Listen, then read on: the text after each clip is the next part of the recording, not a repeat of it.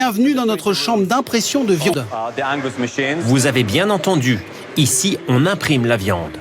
Dans cette usine, digne d'un film de science-fiction, vous avez le choix entre plusieurs pièces de bœuf. Là, je lance la production d'un faux filet. Je peux modifier son épaisseur, son apparence, la quantité de graisse. Dans 30 minutes, j'aurai mon faux filet, prêt à consommer. C'est une impression en 3 dimensions à base de pâte de soja et d'agents de saveur. Interdiction de filmer le secret de fabrication. Si la viande est végétale, son apparence, elle, est troublante. Nous voulons une imitation parfaite de la vraie viande. La consistance, le goût, l'odeur et même le jus. On ne veut pas être comparé à une viande végétale ordinaire. Des steaks hachés plus vrais que nature, des saucisses ou des boulettes d'agneau, tout est végétal ici. Des produits vendus en Allemagne, aux Pays-Bas et bientôt en France. La viande végétale représente 1% du marché mondial de la viande. Ici, on imite même le sang de bœuf avec de la betterave. Parfois, les gens ne se rendent même plus compte qu'ils ne mangent pas de la viande d'élevage, mais un produit alternatif.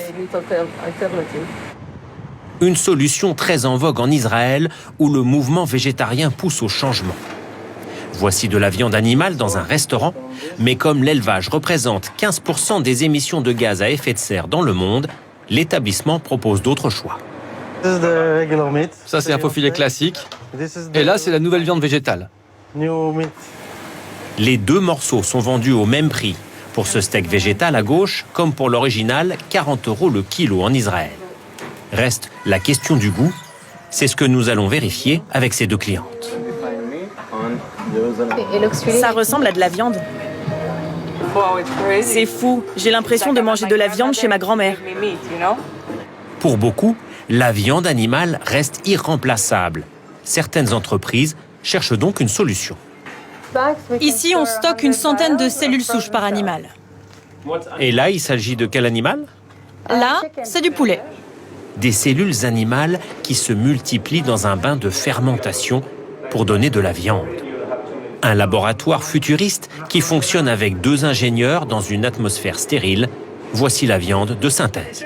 Venez, je vais vous montrer le produit final.